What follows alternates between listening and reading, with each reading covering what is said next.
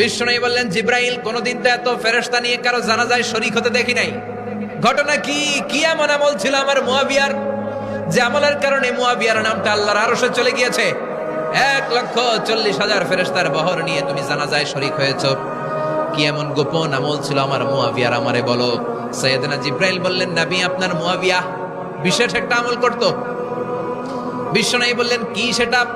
সাইয়েদনা জিব্রাইল বলে, আপনার এই সাহাবী কাইমান আও কাঈদান, জালিসান আও মাশিয়ান, উঠতে বসতে চলতে ফিরতে সব সময় আপনার এই সাহাবী পড়তে থাকতো, কুল হুয়াল্লাহু আহাদ, আল্লাহুস সামাদ, লাম ইয়ালিদ ওয়া লাম ইউলাদ ওয়া লাম ইয়াকুল লাহু কুফুয়ান আহাদ। পড়েন সুবহানাল্লাহ। উঠতে বসতে চলতে ফিরতে সব সময় এই সাহাবীর একটা অভ্যাস ছিল, উনি কুল হুয়াল্লাহু আহাদ